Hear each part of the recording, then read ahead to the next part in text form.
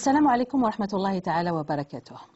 Lorsque nous avons décidé de faire une émission sur l'immigration clandestine des Algériens, sur cette question de l'harga, certains nous ont posé une question. Pourquoi Coran TV s'intéresserait à une thématique qui est censée plutôt être débattue sur une chaîne d'information?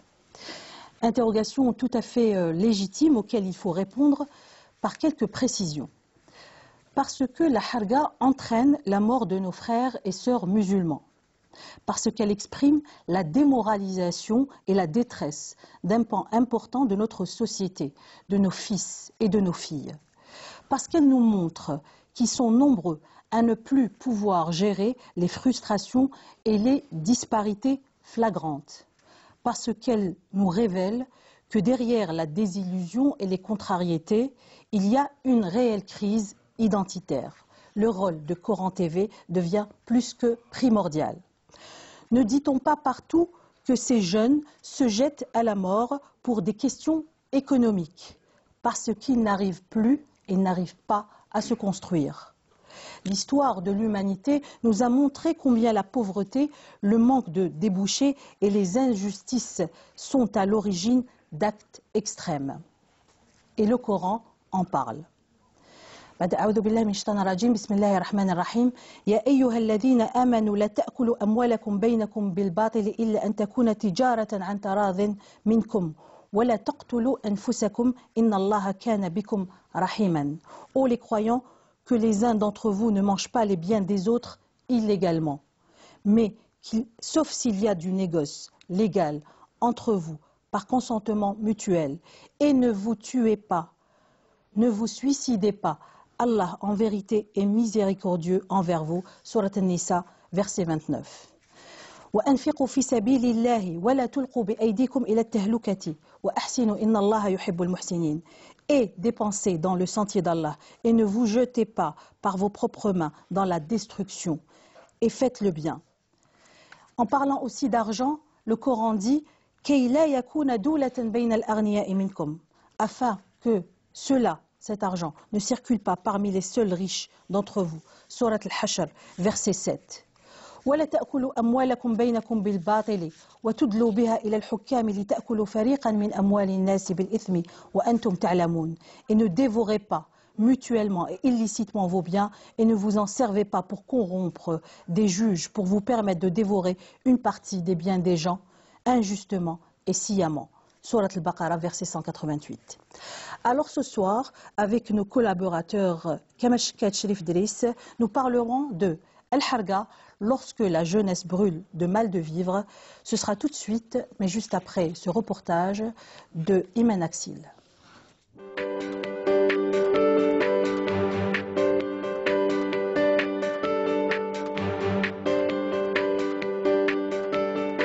تقليني رايح سي بون سي بون سي بون ادعي لي بالخير. j'ai pas voulu hein. j'ai un pincement au cœur. اللي كان خدام 14 نوفمبر على 7 تاع الصباح اللي كان في البحر شافوهم كي كانوا خارجين وما شدوهمش وما يتحاسبوا عليهم. باش خرجوا طلعوا نحوسوا عليهم ما كاش منه. هذه ما يكذب عليه حتى واحد. طالعين يحوس على وليده ما يحوس على وليد بلادك. Il est mort samedi, le 17 novembre. C'était son anniversaire. D'ailleurs, c'est mentionné comme ça sur l'acte de décès, l'Idjanim, l'Italie. En une année, pas moins de 3000 tentatives d'immigration clandestine ont été mises en échec en Algérie.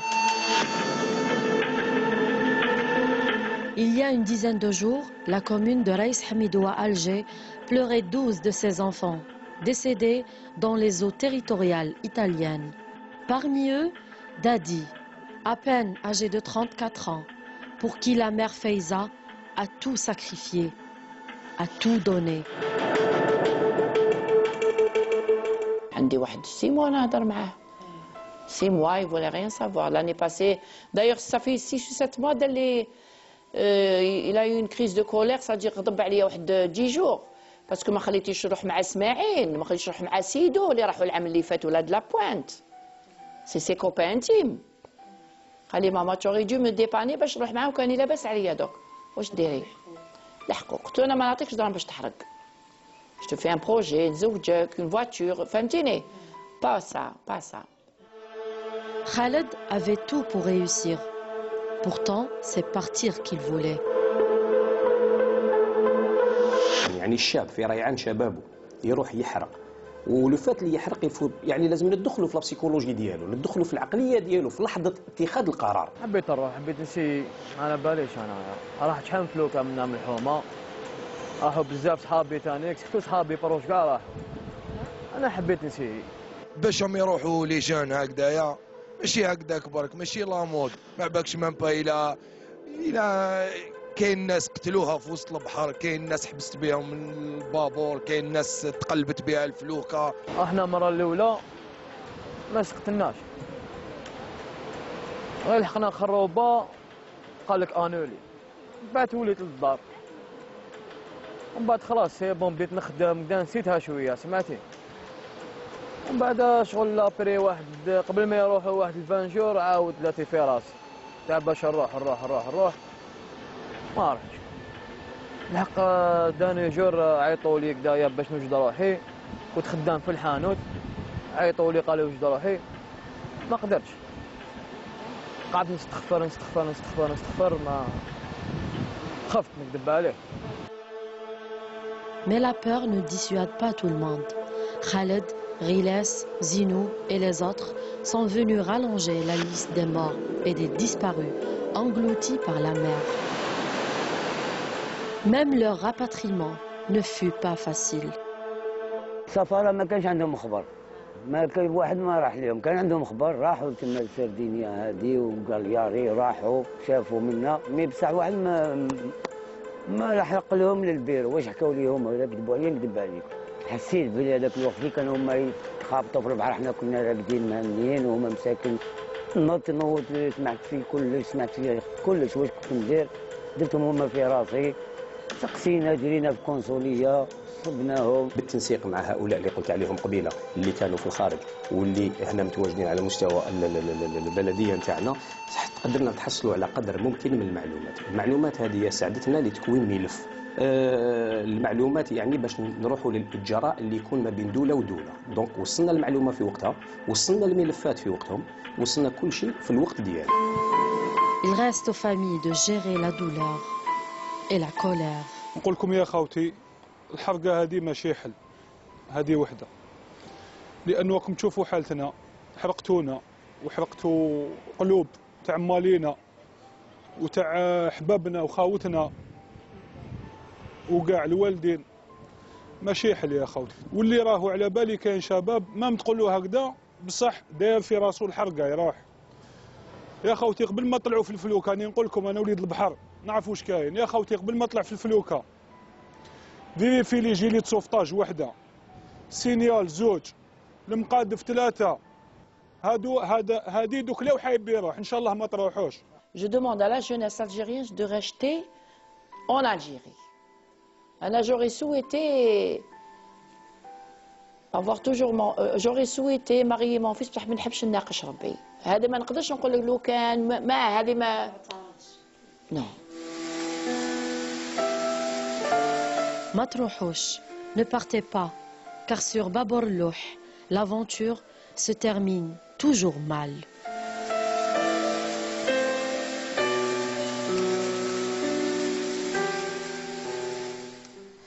Merci à Imen Axil. Et c'est vrai que l'aventure se termine toujours mal. Le constat est dramatique, il est amer même. Même, on ne peut pas dire que concernant le profil des Haraga qui sont tous désœuvrés, qui n'ont aucun diplôme, on voit l'exemple de Riles, de Zeno et de Dadi Khaled, qui sont quand même issus de milieux moyens. Voilà, sa mère, la mère de Khaled qui a une agence immobilière, qui lui a tout proposé. Et malgré ça, ces jeunes-là veulent partir. Vous savez, honnêtement, je ne sais même pas par quoi commencer. Bon, je préfère déjà commencer par justifier un peu l'émission suite à ce que vous avez dit en introduction. En introduction. Pourquoi traiter de pareils sujets? Nous sommes dans la chaîne coranique, nous sommes à TV Coran. Et l'une des vocations du Coran est de préserver la vie. Alors, honnêtement, si dans pareille chaîne on n'en parle pas, je vois mal où est-ce qu'on pourrait en parler. Et là, nous abordons la question d'un point de vue purement humain, pas plus ni moins. Et honnêtement, nous sommes face à une hécatombe, nous sommes face à quelque chose qui vraiment dépasse l'entendement, parce que nous n'avons pas un profil type de ceux qui veulent partir. Il y a des filles, il y a eu même un vieillard de 70 ans il y a quelques années. Vous savez que, honnêtement, je connais des médecins qui veulent partir, je connais des docteurs d'État qui veulent partir, j'en connais qui sont revenus parce qu'ils voulaient travailler ici en Algérie, qui sont repartis. Et honnêtement, donc, c'est ambigu. Et puis d'un autre côté, moi j'appelle beaucoup plus les gens à réfléchir sur le devenir ou sur l'avenir. Je suis sûr que ce pays qu'est l'Algérie est un pays solvable. Et vous savez, je suis plus que convaincu que l'avenir est bon. Il ne peut être que radieux. Toutes les conditions sont réunies pour faire de ce pays un havre de paix. Je mise là-dessus. C'est ce qui me maintient en Algérie. Je mise là-dessus. J'ai envie de faire partie des gagnants. Rester ici, c'est s'assurer une part justement de cette victoire. Mais honnêtement, est-ce que l'on devrait s'adresser uniquement à ceux qui tentent de traverser cette mer au péril de leur vie, ou est-ce qu'il faudrait s'adresser à d'autres instances qui devraient créer une situation humainement admissible et acceptable pour que ces jeunes-là ne perdent pas espoir? Je pense que c'est une sorte de folie, parce que ça devient frénétique. On a l'impression qu'il y a une frénésie. Je ne sais pas si vous mettez ça dans un contexte bien déterminé. On a évoqué le chiffre de 3000 embarcations qui ont tenté de traverser la Méditerranée l'année dernière, en 2017. Et celles qui sont passées, multipliez ça par 2 ou 3. J'en suis sûr. Je ne sais pas, rien qu'en Espagne, on parle de plus de 10 000 qui sont actuellement en Espagne. 10 000 Algériens, 10 000 jeunes Algériens. Alors honnêtement, je ne parle que de l'Espagne, donc c'est vraiment une hécatombe. Donc voilà, malgré qu'ils ont des diplômes, malgré qu'ils, comme on l'a vu dans le reportage, qu'ils sont issus de familles parfois aisées, ces jeunes-là tentent toujours malgré qu'il y ait une loi justement qui incrimine l'immigration clandestine, ces jeunes-là tentent toujours d'émigrer au péril de leur vie. Avant toute chose, juste deux préalables. La première, c'est de féliciter le choix de la thématique qui est très important. Ça devient un problème de société qui révèle un malaise certain, pas un certain malaise. Deuxième élément, c'est d'exprimer la tristesse, notamment par rapport à ce qui s'est passé il y a quelques jours de cela, où une embarcation qui a pris feu et qui a coûté la vie à plus de 20 personnes. Et encore plus dramatique, c'est parmi ces vingtaines de personnes qui sont mortes, c'est des enfants. 2 enfants moins de 2 ans et 4 enfants entre 6 et 11 ans. C'est un déchirement pour la famille et un déchirement pour la société. On ne peut que s'incliner et avoir une très très profonde pensée et exprimer notre soutien à leur famille parce que c'est vraiment vraiment un déchirement.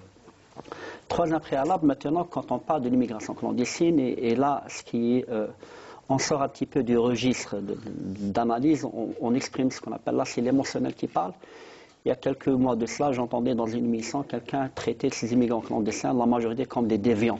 Des déviants, des voyous. Des voyous, des déviants. Et ça, c'est-à-dire que je pense que c'est un travers qui est très dangereux et que ça ne peut qu'alimenter le désir et l'envie d'aller à franchir l'interdit et risquer sa vie pour un lendemain qui est incertain et vers des lieux qui sont incertains. Mais en revenant maintenant à la question des profils, c'est qu'il faut savoir, avant toute chose, c'est que ce phénomène d'immigration clandestine s'est amplifié à partir du début des années 2000. Avant, on avait le profil entre 20 ans et 25 ans jusqu'à 30 ans. Avant les années 2000? Non. Au début des années 2000. Quoique cette immigration clandestine existait déjà. Elle existait. Si aujourd'hui on parle de beauté, avant on parlait de Babour-Louh. Oui, justement. Durant les années 90. Peut-être les années 90, peut-être qu'on aura l'occasion d'y revenir durant l'émission. Mais juste pour préciser que quand on parle de cheminement, on voit ce qu'on appelle le cheminement des profils et la complexité des causes. Pour les profils, on en avait une catégorie entre 20 ans et 25 ans, voire 30 ans. Puis, chemin faisant, quand le phénomène s'est amplifié, il y a eu un glissement, c'est-à-dire vers des catégories, vers l'adolescence. Ouais. 18 ans, puis entre 14 ans et 15 ans. Oui. Autre élément qui est très important pour les profils, ce qu'on appelle... Je voudrais justement rappeler qu'il y a eu le cas de la petite fille oranaise qu'on a cru disparue, mais qui finalement s'est retrouvée en Espagne. 15 ans. Oui, tout à fait. Autre élément qui est très important, c'est que maintenant il y a les enfants. Et deuxième, un autre élément qui s'ajoute à cela, c'est, si on peut le mettre entre guillemets, une féminisation de ce phénomène. C'est-à-dire qu'il y a des jeunes filles. C'est-à-dire que généralement on dit la femme ou la fille, ce qu'on appelle c'est la sérénité intérieure au sein de la famille. La fille généralement, il y a un certain habitus qui fait qu'elle ne peut pas franchir certains interdits, contrairement aux jeunes, aux garçons. Et à la fin, quand on parle des profils aussi, on parle des causes. Ouais. Et là, je crois qu'il faudrait prendre le phénomène dans sa globalité, parce que c'est un phénomène qui est très complexe. Il n'y a pas uniquement des causes économiques, il n'y a pas uniquement des causes sociales, il y a des causes aussi socio-psychologiques. C'est-à-dire qu'il est difficile de dire que voilà, si ces jeunes-là se permettent, ou plutôt prennent le risque d'aller brûler, entre guillemets, la mer, sur des embarcations d'infortune, c'est uniquement pour des raisons économiques. Le reportage l'a montré que la maman qui parle de son fils qui a 30 ans, qui vit dans une situation aisée, il avait tout pour réussir, mais il a quand même décidé d'aller de tenter ce qu'on appelle l'incertain. L'incertain est ce qui est dangereux. Donc ils sont dans des stratégies qui sont risquées, et dans les causalités, je crois qu'il faudrait avoir une certaine lucidité et analyser les choses avec un certain recul et d'éviter, je pense qu'il est fondamental et très important, d'éviter les jugements de valeur. Les jugements de valeur sur ces jeunes-là. Sur ces gens. Justement, pour éviter les jugements de valeur, il n'y a pas mieux que ces gens-là pour parler de leurs problèmes et de leurs soucis. Nous avons avec nous Walid, qui est l'ami de Khaled, le jeune décédé. Walid, salam alaikum. Allô? Walid? Non. Walid est avec nous? Il n'est pas. Il était avec nous et il semble qu'il ne soit plus avec nous. Bon. Donc, parmi les problèmes cités, les causes, vous parlez des causes, il y a une conférence qui s'est déroulée le mois dernier sur l'analyse des comportements à risque chez l'adolescent algérien. Et un psychologue a évoqué une tentative extrême et ultime de réalisation de soi. Ce n'est pas exclu. C'est-à-dire qu'en fait, il y a un problème de représentation. C'est-à-dire qu'avant que ce soit un acte, comment le jeune candidat se représente-t-il et représente-t-il l'acte qu'il est en train de faire. À un certain moment, et là, peut-être il serait intéressant de faire des études dans ce sens-là, c'est d'interroger les profils, à savoir les motivations psychologiques qui font que certaines personnes, il a toutes les conditions pour réussir, mais il tente quand même, c'est-à-dire une telle entreprise qui est périlleuse. Il y a cette volonté de réalisation de soi. À l'autre côté, il y a en effet ce qu'on appelle de défi. La personne se dit la chose suivante. Tiens, on était un groupe de copains, un groupe d'amis, mes copains sont partis, c'est-à-dire que mes copains... Moi, je suis resté. Il y a un élément qui est très important, c'est comme si qu'à un certain moment, le type, il a été touché dans sa virilité. Voilà, comme dire le concept qui revient dans l'imaginaire de certaines jeunesses, Rjal Rahou, Rjal Harou. Donc la notion, ce qu'on appelle la définition, la représentation de ce qui est un homme, ce qui est le courage, ce qui est la valeur, c'est l'interdit. Si tu franchis l'interdit, tu es un homme qui a de la valeur. Si tu brises les lois, donc tu es un homme. Donc ce qui fait qu'il y a un certain travestissement de certains concepts, de certains comportements qui ont été érigés dans l'imaginaire de certains pathus comme étant des valeurs suprêmes. Le fait de risquer sa vie, de dire finalement, j'ai échoué, je suis revenu, je suis un homme et je vais vous montrer que je suis un homme, je vais me réaliser, je vais réussir la tentative plusieurs fois. Donc il y a eu des travaux un petit peu qui ont fait par rapport à des enquêtes psychologiques concernant certaines jeunesses. Il y a ce souci de réalisation de soi qui ont en rapport avec le schéma mental, les représentations du phénomène lui-même, qui revient de plus en plus comme un élément explicatif. Mais qu'est-ce qui fait que ces jeunes-là n'arrivent pas à se réaliser autrement? Je veux dire qu'à travers aller se suicider en mer ou aller prendre de la drogue, et quelle drogue en plus, qu'est-ce qui fait? Vous savez, il est vrai que il est vrai qu'il y a le fait que certains d'entre eux, une fois arrivés là-bas, se retrouvent face à une désillusion totale.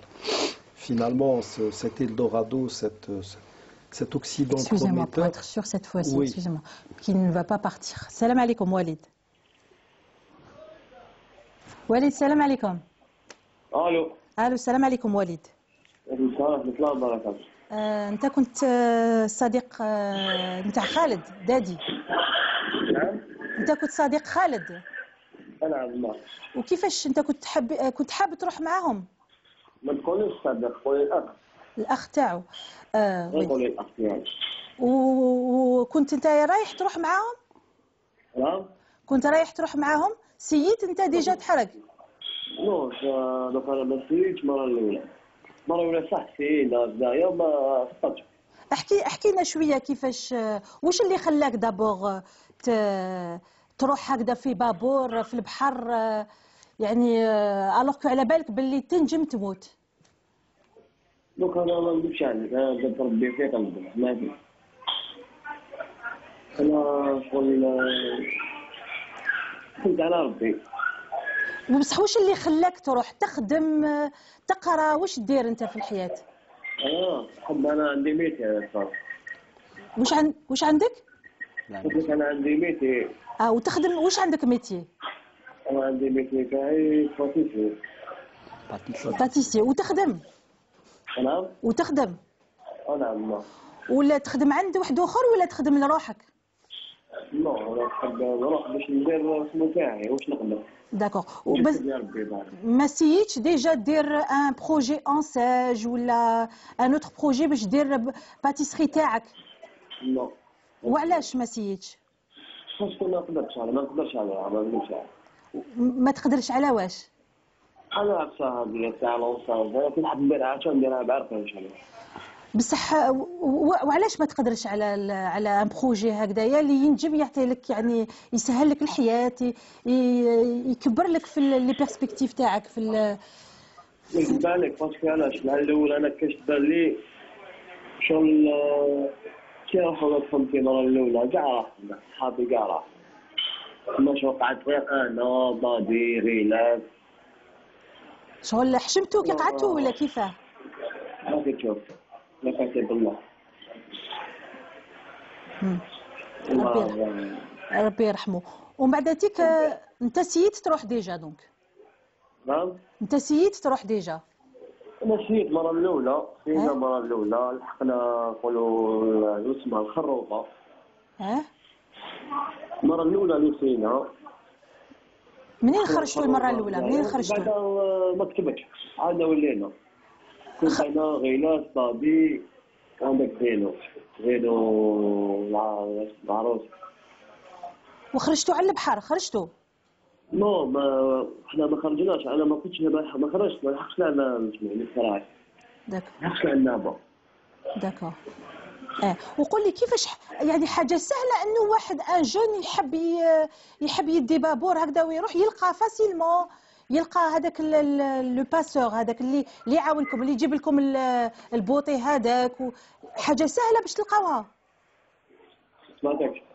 قلت لك اسكو حاجه سهله انك تلقى هذاك الانسان اللي يمد لك البابور واسكو حاجه سهله تعرفوهم ولا تتكلم مع واحد هو اللي يحطك في ايتيسا كيفاش؟ انا ما نعرفوش. انا نتعامل ما نعرفش. مالا كيف؟ انا خدام في الحانوت شروا لي قالوا لي بلي كاين هربان ما نجي. واش حبيت نقول لك انا حبيت نمشي حبيت ندير معليش با ديالي ندير ربي في قلبي راكي تشوفي. وشحال تخلصوا باش هذاك كي تروحوا شحال تخلصوا؟ نعم شحال تخلصوا؟ 15 مليون. تخلصوا 15 مليون الواحد. وشحال تكونوا في هذاك البوطي هذاك؟ شحال تكونوا في البابور هذاك؟ شحال كنا شحال كانوا؟ صديقو حسب الرحله كانوا 11 كانوا يقولوا 12 كاين يعطيهم 15 وهكا كيفاش يراه. داكور تكونوا حتى ل 15 وكل واحد فيكم يخلص من 15 مليون. سبحان الله. ويمدوا لكم واش يمدوا لكم؟ يمدوا لكم GPS كيفاش ديروا كي تخرجوا في البحر هكذايا؟ دوك هما كيروحوا دوك انا ما سيتش انا ما طلعتش في لوكا سمعتي؟ ما طلعتش فيه ها؟ انا في لوكا ما طلعتش فيها باش نقول لك زعما واش عطاونا انا عارف شغل واش يمدوا لهم؟ واش يحكيوا لك صحابك؟ واش يمدوا لهم؟ شغل ربي جبدني لا بابي كانك شغل قال لي انت اخويا قال لي ما نعرفش فيه زوج راح فينا واحد قال لي ريح قال لي طلع لي في الميمه عرفتي شوف والله ما كنت نلاقى. وحبيت نسقسيك حاجه والد، يعني يماك ولا باباك يهضروا معاك تقول لهم باللي راني حاب نحرق؟ انا ما قلت تسوح زعما المره الاولى ما قلت تسوح بالله. بصح على انا عندي ماني باسكو انا شغل اذا تجي خالد بحر بيد يعني يا وليدي لك يعني كربي وكنت يا وليدي لك يعني كربي يا وليدي لك يعني كربي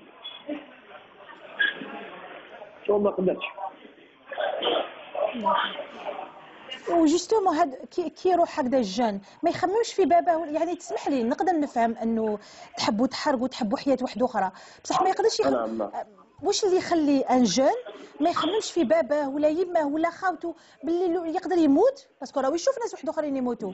ما رانيش نجوجي فيك والد باش تفهم بيان دابور، مي بصح واش اللي يخلي انسان نعمت دائما واش اللي يخلي ان جون يعرف باللي باباه ويماه يقدر يوجعهم، يعني وجع كبير. راك شفت واش صرا دادي وزين هذه باينه واش اللي يخليه باغي تو يروح هذا باللي ما حشنا والو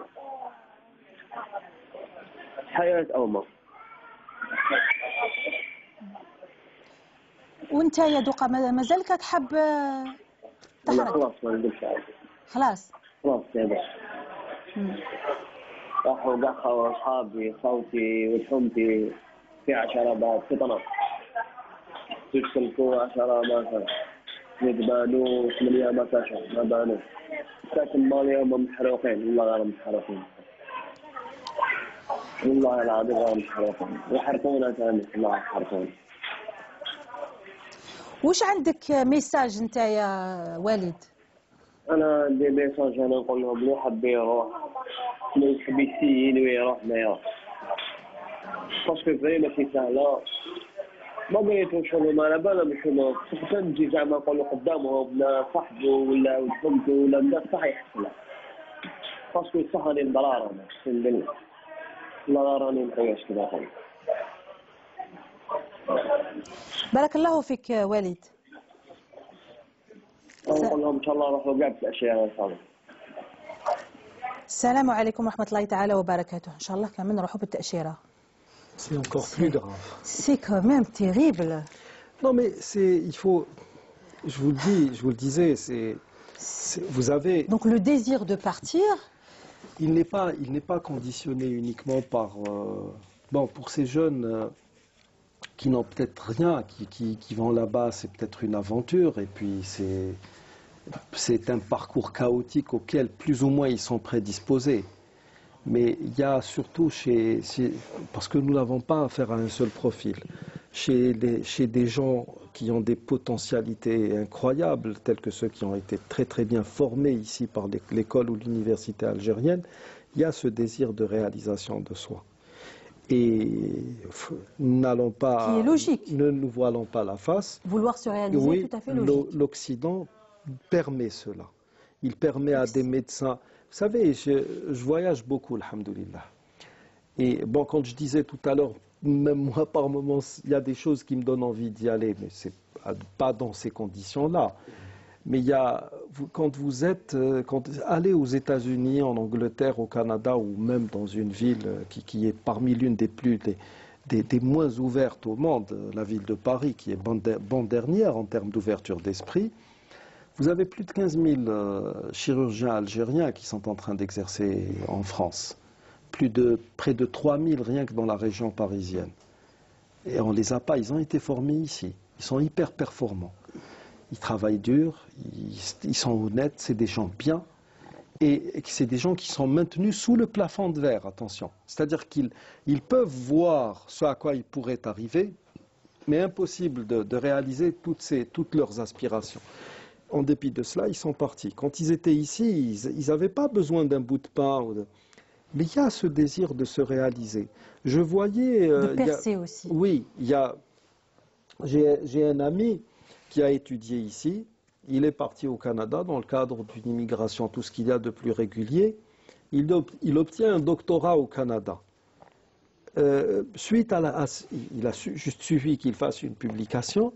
Puis vous avez une multitude de laboratoires qui se battent pour lui. Il opte en dernier recours pour un laboratoire suisse. Juste pour se rapprocher un peu plus de l'Algérie. Vous imaginez, donc, il y a des sommités qui sont en train de partir. Ici, en Algérie... Qui n'était pas une sommité ici. C'était des gens, non, c'était des gens qui étaient voués... C'était des compétences. C'était des compétences qui sont devenues des sommités ailleurs. Oui, qui étaient vouées au déclin. Dans l'esprit médiocre qui règne dans nos universités, dans un bon nombre de nos institutions, ils étaient voués au déclin. Ils sont allés là où il y a ce phénomène d'individualisme. Quand une personne présente certaines aptitudes ou certaines compétences, on donne libre cours à ces compétences pour qu'elles se dévoilent, pour qu'elles se révèlent, pour qu'elles se cristallisent. Le problème, c'est que les gens ne vivent pas donc uniquement d'eau fraîche et de pain. Mais d'autres ont besoin de... Quelle est la différence entre quelqu'un qui brûle sur un bâti et quelqu'un qui s'immole? C'est du pareil au même, c'est-à-dire que l'action en lui-même est considérée comme suicidaire. Mais là, comme j'ai l'habitude de le dire, ça n'est pas uniquement au pôle religieux. J'ai eu aussi l'occasion de le dire dans des rencontres justement qui traitaient de ce sujet. Ça n'est pas au pôle religieux de répandre. Vous n'allez pas parler de cela avec Cheikh Moussa Ismail ou bien Cheikh Abou Abd Salam et autres, pour vous donner une... Ce pôle religieux, il a un avis à donner. Il a un avis... Excusez-moi. Permettez-moi de poser cette question. Quand vous dites que le pôle religieux, sans parler de nom, lorsque vous dites que le pôle religieux n'a rien à dire, peut-être que le pôle religieux a dit... Non, il n'est pas seul, c'est sûr. Il n'est pas seul. C'est clair. Mais le pôle religieux a son avis, je pense, pour fustiger les causes. Il a son avis, il a son mot à dire, et son avis est prépondérant. Il va peser lourd sur la balance. Il ne le dit pas toujours. Sauf que le problème est que, à plusieurs reprises, moi j'ai eu affaire à des politiques ici, des hommes politiques qui me disent « Parlez à ces jeunes, que voulez-vous que nous leur disions ?» D'accord, on va leur parler, on va leur dire « N'y va pas, tu vas te suicider. » Le jeune, qu'est-ce qu'il vous dit? « Oui, mais ici je suis en train de me consumer à petit feu, comme une bougie. Je souffre encore plus. » Vous savez, il y a des situations de détresse où la mort devient un luxe. Et ces gens-là, il faut les comprendre aussi. Donc, le pôle religieux, il a son mot à dire. Mais il n'est pas seul dans l'obligation d'apporter une solution. Il ne peut pas apporter seul. Et il ne peut pas de toute manière. Ça devrait se faire dans un esprit collégial. Et puis, tous ceux qui sont concernés doivent s'impliquer aussi. Parce que le problème, dans cette logique de laxisme intellectuel qui règne dans tous nos pays dits musulmans, nous avons ça. Allez, dites-leur que c'est haram, trouvez-nous une solution. Ce n'est pas à moi de trouver une solution à un problème dont je ne suis pas la cause. C'est une finalité. On est en train de parler de finalité. S'il y a haram ici, il y a haram déjà avant. Oui, il y a Parlons haram. De tout le haram qui conduit à ces jeunes à aller vers le haram qui est de périr en mer. Mais vous savez, honnêtement, il y a une multitude de facteurs d'ordre humain, d'ordre économique, on a vu, les profils sont tellement, il y a une disparité telle dans les profils que vous n'arrivez plus à trouver le bout du fil. Allez, les causes sont vraiment si difficiles à comprendre, à vraiment trouver le bout du fil. Non, c'est-à-dire que là je rejoins ce qu'a dit Kamal Chkat, il y a un problème fondamental, c'est le regard stigmatisant. Quand vous dites à quelqu'un, d'après toi, si vous faites cette tentative, c'est illicite du point de vue religieux, haram. Il y a la loi du 25 février 2009 qui considère l'acte d'immigration illégale comme un délit. Mais comment explique-t-on, en dépit de toutes ces tentatives, de cette criminalisation juridique de cette stigmatisation symbolique et religieuse, les candidats le nombre de candidats à l'immigration augmente de façon exponentielle. C'est quand vous dites à quelqu'un dans une boîte de cigarettes, tu fumes, tue. Mais les gens continuent à fumer. Il y a un aspect psychologique qui est très important. Parmi d'autres aspects, c'est le goût de l'interdit. C'est-à-dire, comme si que plus vous dites à quelqu'un, un jeune, non, vous n'avez pas le droit de faire ça, non, c'est interdit, il le fait quand même. Là, je pense que le travers dangereux, c'est cette sécurisation de ce qu'on appelle de la question migratoire.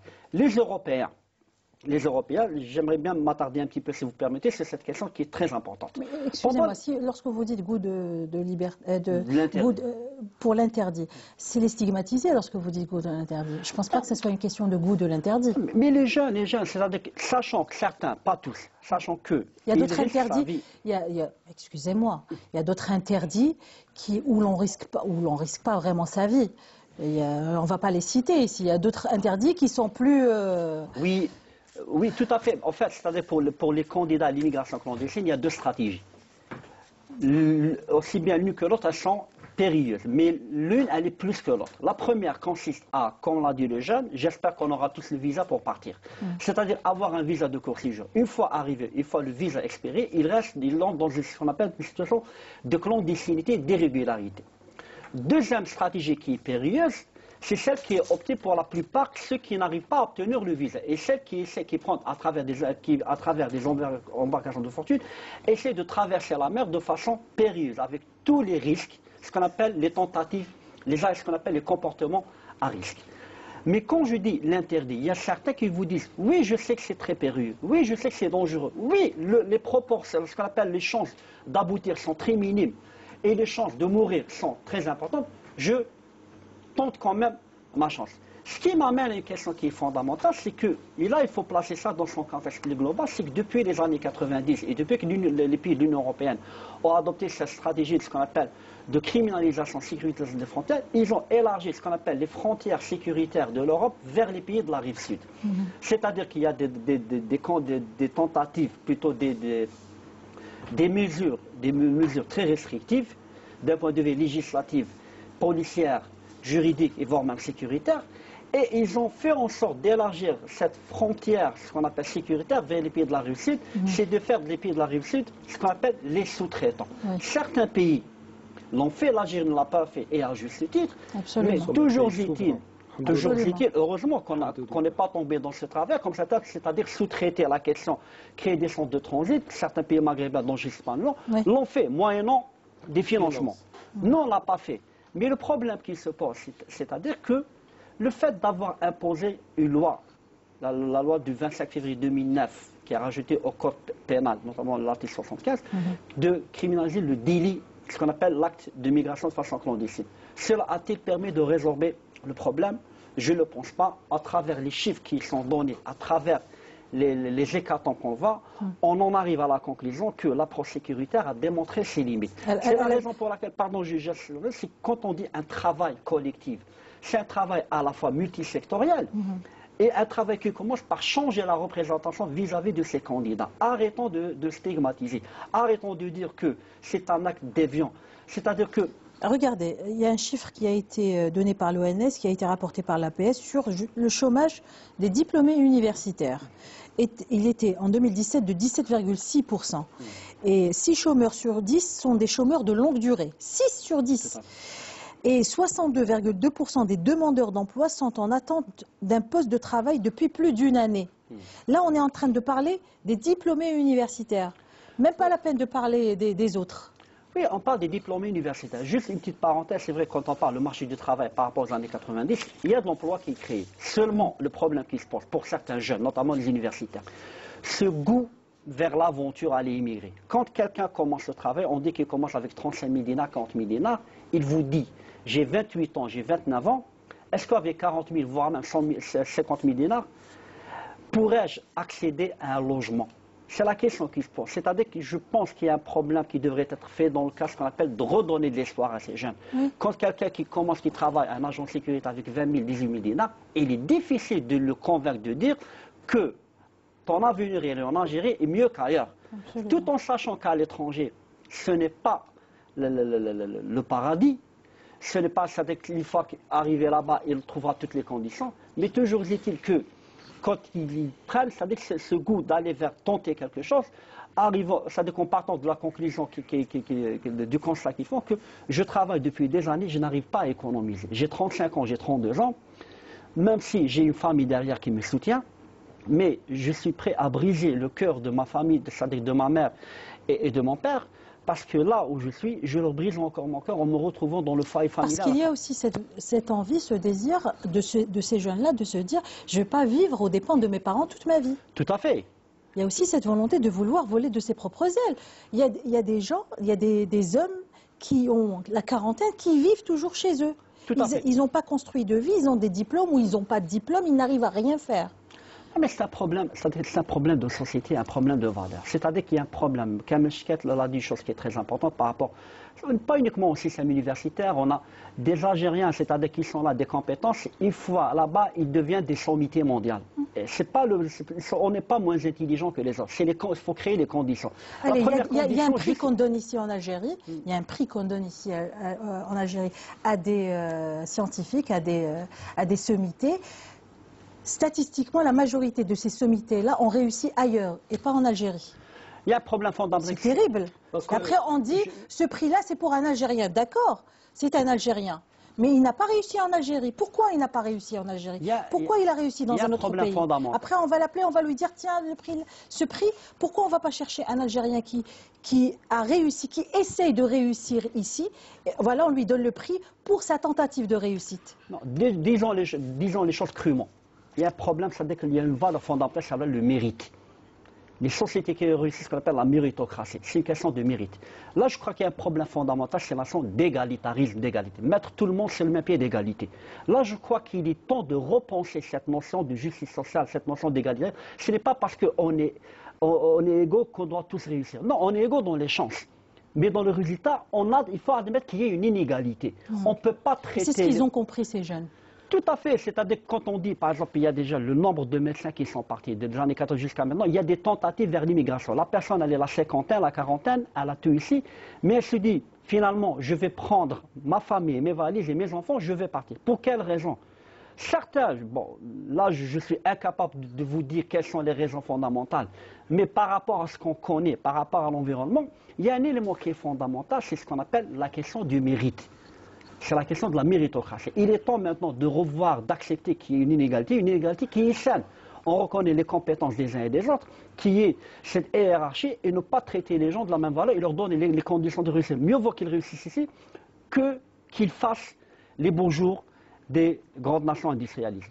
On va parler justement des réseaux clandestins. Donc il y a un témoignage qui a été recueilli par des collègues de la presse écrite. Alors, donc c'est un passeur qui raconte, il est de Sidi Salem, un quartier très très pauvre à Annaba. Et voilà, il dit que les passeurs s'orientent à l'aide du GPS de leur téléphone, ils lâchent les haragas en pleine mer, avant la côte de la Sardaigne pour ne pas se faire repérer. Ensuite, les haragas font le reste du chemin à la nage. La plupart du temps, les passeurs même abandonnent leur bateau et se rendent aux autorités italiennes et puis ils leur demandent le bled, c'est-à-dire de rentrer pour qu'ils soient rapatriés en Algérie. Alors moi franchement je pose cette question-là. Comment se fait-il que ces bateaux de haraga peuvent sortir comme ça en pleine mer sans être repérés? Parce que là, il n'est plus question juste d'immigration clandestine, il est question aussi de notre sécurité, de la sécurité de notre territoire. C'est-à-dire qu'en fait, le travail des gardes-côtes, c'est qu'ils ne peuvent pas intercepter tous les bateaux. Combien de tentatives il y a par an, par mois, par semaine, par jour? Ils peuvent en intercepter quelques-uns, mais d'autres se faufilent entre les mailles du filet. C'est ça la question qui est fondamentale, c'est qu'il y a une question de moyens, il y a une question de timing. C'est-à-dire que les Espagnols, les gardes-côtes espagnols, françaises, voire même italiennes, sont disposés des technologies les plus novatrices. Oui, mais il y a beaucoup qui arrivent à rejoindre la côte, donc le problème de sécurité, il est pratiquement le même, attention. Parce que d'ici au moins, ils partent. Les Européens, avec tous les moyens qu'ils ont, il y en a qui arrivent à regagner la terre ferme. Le problème devient d'autant plus crucial.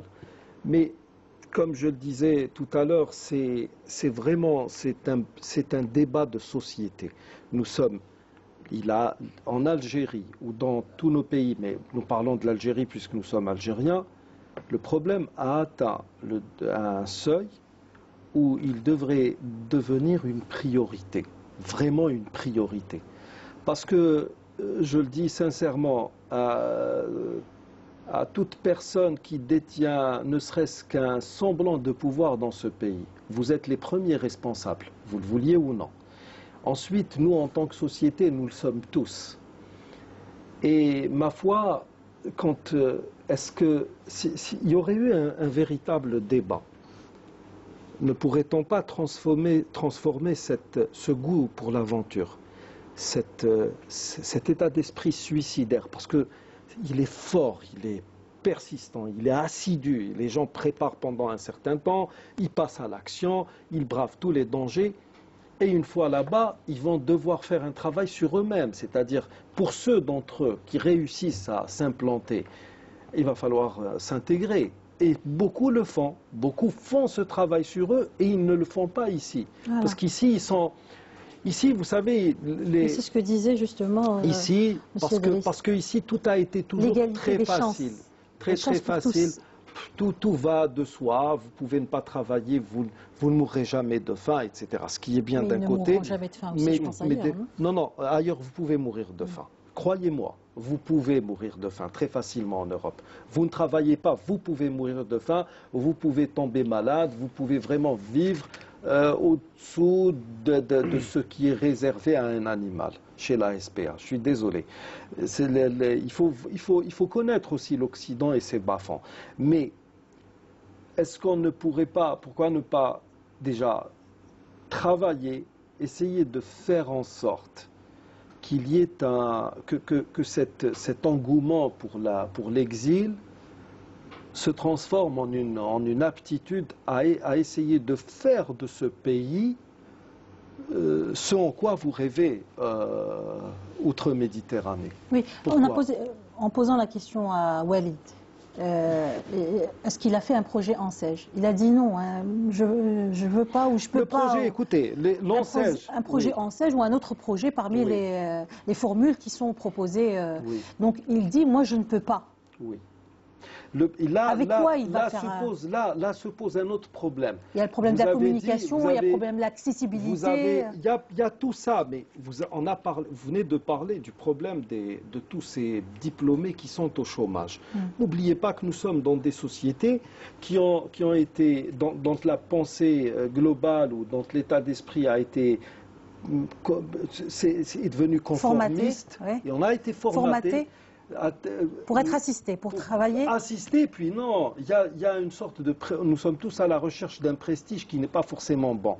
Tout le monde rêve d'avoir un enfant qui est médecin, ingénieur et j'en passe. Et nous nous sommes désintéressés des arts et métiers. Maintenant, vous ne trouvez plus d'artisans dans ce pays, dans nos pays. Je ne sais pas, il y a un Suédois qui a parlé une fois, il a dit, j'ai fait un peu les pays musulmans, les pays d'Afrique, et partout vous avez médecins, experts, journalistes, avocats, je ne sais quoi, mais il n'y a pas de charpentier, il n'y a pas de maçon spécialiste dans des murs en pierre, de maçon spécialiste en béton, il n'y a pas d'ébéniste, il n'y a rien de tout cela. Ça se raréfie de plus en plus. Il faut refonder aussi le modèle. Pourquoi ça se raréfie? Pourquoi ça se raréfie? Ça se raréfie parce que pour réussir dans ces métiers-là ou d'autres artisanaux, etc., il faut du temps. Et ils sont pressés. Ces jeunes sont pressés parce qu'ils voient d'autres jeunes qui y arrivent très rapidement avec un point d'interrogation. Non, attendez, pourquoi eux et pourquoi pas nous? Non, attendez, il y a beaucoup de... Il faut pas... Tout ce qui brille n'est pas d'or. Beaucoup de ceux qui sont à l'étranger, qui sont partis il y a une année ou 2 ans... Mais je ne parle pas de ceux qui sont partis à l'étranger, ceux qui sont ici. Et oui, là aussi, ça bien sûr, voir les disparités économiques, c'est vrai. Devenir aussi flagrantes, aussi importantes pour un jeune. Et beaucoup vous savez, quand on réussit, inacceptable. Quand on réussit, quand on réussit de manière aussi fulgurante et que le nombre de réussites est aussi important, comme c'est le cas dans notre pays, il y a anguille sous roche. Il faut se poser des questions. Il y a beaucoup d'argent illicite qui circule dans la société. Mais comment réfléchir à, du moins je parle pour moi-même, qu'est-ce que je devrais faire pour pouvoir redonner de l'espoir à ces gens-là. Parce que moi, mon objectif ou bien mon rêve serait que ce pays devienne comme ceux que j'ai l'habitude de visiter.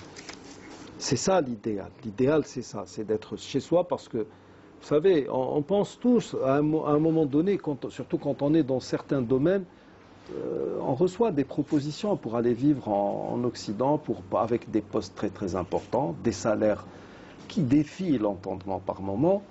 Si on reste là parce on reste là pour un certain nombre de raisons, et ma foi, l'envie est toujours là. Chaque année, vous vous dites, ah non, l'année prochaine, je le fais. Bon, de manière licite, alhamdoulilah.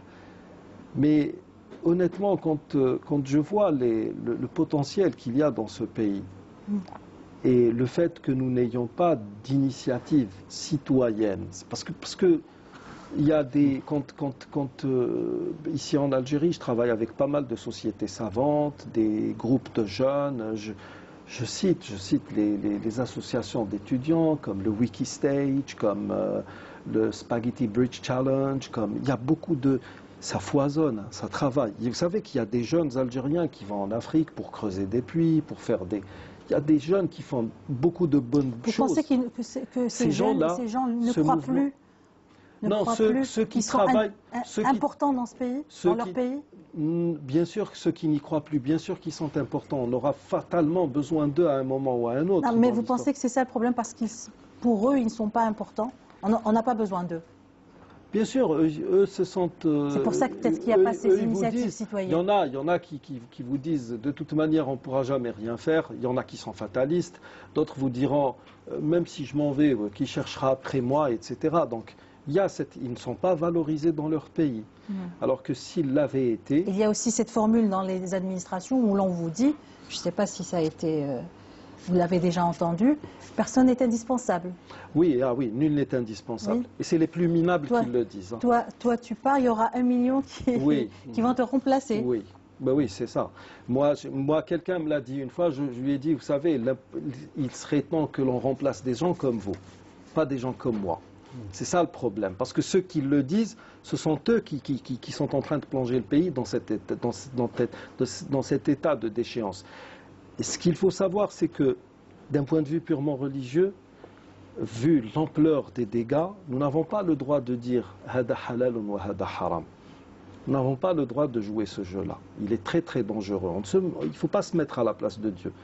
La chose n'est pas valable sur le plan licite, mais il y a tellement de choses à côté qui ne sont pas valables et qui sont illicites et qu'il va falloir régler que vraiment, par décence, ou du moins il serait indécent de dire à quelqu'un « haram alik lukan taharak ».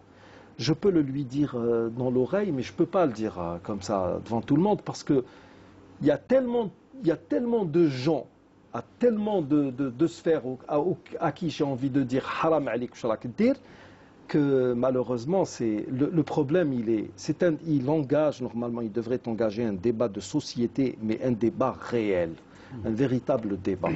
Parce qu'au moment où nous sommes en train de parler, peut-être que nous avons des frères qui sont en train de périr en mer. Et vous savez, il y a par moments, je n'exclurai pas le fait que des chalutiers de pays étrangers ou battants pavillon indien surtout, ou grecs, passeraient devant des gens qui sont en train de couler et ne leur porteraient pas secours. Attention, oui. C'est déjà arrivé et ça arrivera. Est-ce qu'on peut dire qu'il y a, malgré tout ce qu'on a dit, qu'il y a une petite part où il y a un peu de la manipulation concernant cette question de Haga? Je vais vous dire pourquoi. Il y a cette image qui me revient lorsqu'il y a eu le test pour la langue française. Oui. Qui est nécessaire pour toute personne voulant immigrer dans un pays francophone. Et ce jour-là, on a vu quelque chose de terrible. On a vu des centaines. Mais alors ces jeunes-là, ils ne sont pas venus tout seuls. On leur a donné un rendez-vous. Et on a donné le rendez-vous à tous ces jeunes-là le même jour. Oui. Est-ce qu'il n'y a pas justement... Et on a alerté la presse. Oui, et on a alerté la presse. Qu'est-ce qu'on essaye de montrer? Ouais, c'est le même message que celui qui a été envoyé aux médecins quand il y a eu ce mouvement de grève. Oui. Et vous avez même certains leaders d'associations ici algériennes qui sont toujours les présidents de ces clubs ou de ces associations d'étudiants, mais qui œuvrent à partir de l'étranger. Il y a Anguille sous roche là aussi. Bien sûr, on essaye de convaincre l'Algérien que ce pays c'est l'enfer. Si vous voulez mourir, restez en Algérie. Non. De toute manière, vous savez, les indices, notre ami Driss est mieux placé que moi, mais quand j'analyse les choses avec ma vision, on va dire, incompétente et néophyte dans ce domaine, dans 2-3 ans, les conditions actuelles seront les mêmes là-bas, en Occident. C'est-à-dire que nous allons vers des schémas de société qui ne sont pas du tout favorables à l'échange, au partage et à la diversité. Attention, il faut bien miser. C'est pour ça que je disais tout à l'heure, quand face à certaines choses, par moment on se dit, allez, vivement que je parte. Mais quand on analyse bien, on se dit que finalement, là-bas non plus, c'est pas forcément jouable. Donc, ou bien d'où l'intérêt et la nécessité de travailler sur le fait de transformer ce pays en paradis tel qu'il a été avant la colonisation française. C'est ça. Maintenant, si vraiment on n'a pas... Il faut le construire, le paradis. Oui, si tout le monde part, qui va construire ce paradis? L'imam Ali disait la dalle... C'est pas de la démagogie, oui, sincèrement, c'est pas de la démagogie. Mais je peux comprendre qu'un jeune veuille partir, qu'il est pressé, qu'il veut vivre. Il n'y a pas de loisir, tout est difficile. Mais franchement, il faut un minimum de sacrifice. Oui. Il faut qu'une génération tente ce sacrifice-là pour les autres générations. Sacrifice, oui. Vous savez, il va falloir que... Moi, comment je réfléchis? Je me dis, je dois commencer à plusieurs reprises quand on est dans des cercles de réflexion, je dis... 30 secondes. Il nous faut 33 années pour faire une nouvelle génération, sur des fondements rationnels. Pourquoi ne pas commencer à travailler sur ça? Et c'est ça, c'est tous les Algériens qui devraient s'y mettre, malheureusement. Tous les Algériens qui devraient s'y mettre, et puis les parents aussi ne devraient pas parler avec leurs enfants et les préparer psychologiquement à partir. Là, juste par rapport, pour répondre à votre question, manipulation. Oui et non. Manipulation dans le sens où il faut savoir qu'à travers le monde, il y a ce qu'on appelle une nouvelle géographie de la mobilité. On ne parle plus de migration interne, de mobilité. L'écrémage des élites des compétences, ça se passe même entre pays occidentaux.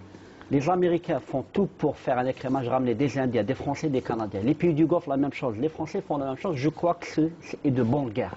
Par contre, la question qui se pose, qu'avons-nous fait, nous, quand on dit dirigeants, pouvoir public et société?